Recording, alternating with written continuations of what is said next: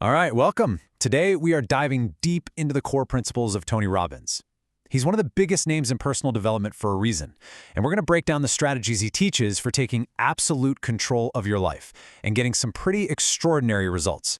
So let's just start with a really fundamental question, because your answer to this, according to Robbins, pretty much shapes your entire destiny. Let's dig into the first big step on this path to power. The first, and honestly the most crucial step, is this big idea that you're not a victim of your circumstances, you are the creator of your reality.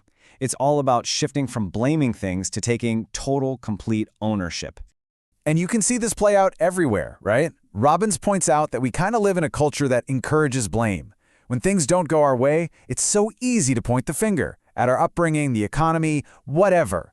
But the real power, the game changer, is when you take what he calls radical responsibility. When you just declare, nope, I am the source of my results. I'm in control here. And here's the thing you've got to get. External stuff is just neutral. A rainy day is just weather. A number in your bank account, it's just data. They don't have any power over how you feel, not unless you let them. What really makes the difference is the story you tell yourself about all that stuff. So if events don't control us, what does? And this leads us to what might be the single most powerful idea in his entire philosophy. It's all about the meaning we decide to give things. Yeah, this is really the secret sauce right here. It's not what happens to you that matters. It's the story you tell yourself about it that defines your whole experience of life. Think about it. One person gets fired and tells himself, this means I'm a failure. Another person gets the exact same pink slip and says, this is amazing. This means I'm finally free to start that business I've been dreaming about. Same event, completely different meaning, and a completely different life follows.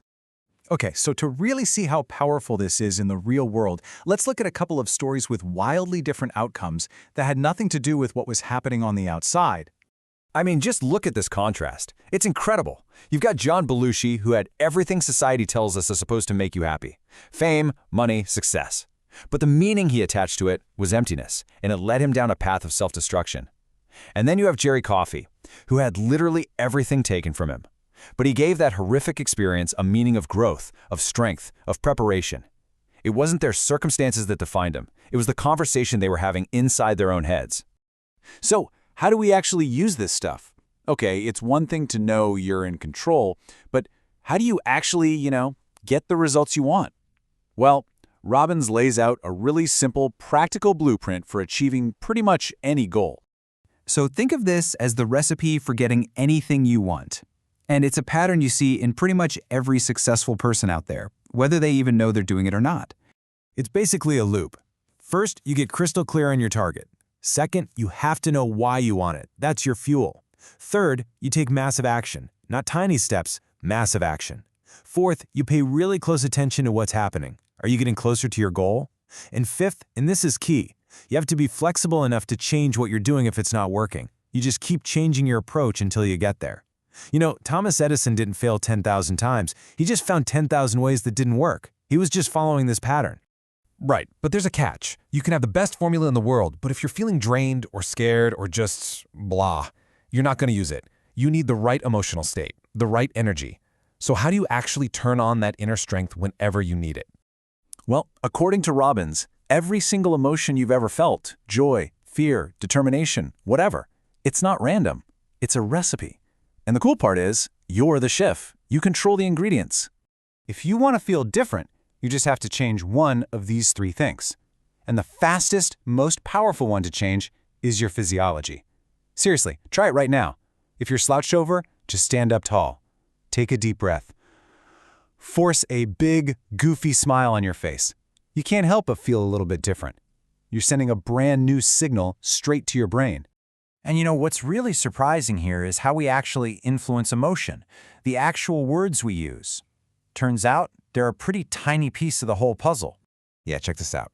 The words themselves, that's only about 7% of the impact. Your tone of voice gets you 38%. But look at this, a whopping 55%, more than half of the communication is your physiology, your body language. And this isn't just about talking to other people. It's about the conversation you're having with yourself. Your body's basically telling your mind how to feel. And here is a perfect example of this in action. Both of these incredible artists feel the exact same physical sensations before they go on stage. Heart racing, palms sweating, all that tension. But the label they put on that feeling, the meaning, changes everything. Carly Simon calls it a panic attack, and she feels crippled by it. Bruce Springsteen feels the same thing and calls it readiness. For him, it's fuel.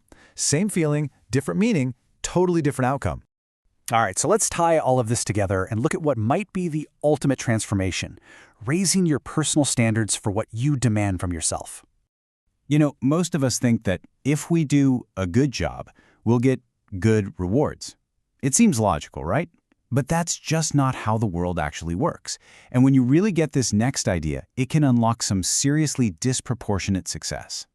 Just take a look at how this breaks down. If your performance is poor, you get pain. Makes sense. If you're good, you get, well, poor rewards.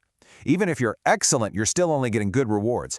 But look at that last one. When you are truly outstanding, that's where all the rewards are. That little tiny jump in effort from excellent to outstanding gives you an exponential jump in results. Why? Because the world doesn't reward good, it rewards what's rare. Think about it. We all have this long list of things we should do. I should exercise more, I should save money, I should call my parents. And as long as it's a should, it's optional. You'll get around to it. Maybe, when it's convenient. But the second you change your language and it becomes a must, everything changes. It's no longer a choice. You just find a way. You make it happen. Period. So that's really the challenge here, the thing to think about. Pick one area of your life, your health, your finances, a relationship. What would happen if you decided that good enough is no longer your standard? What if, starting today, you turn just one of your shoulds into an absolute must? Because the real power isn't in what you can do, but in what you decide you must do.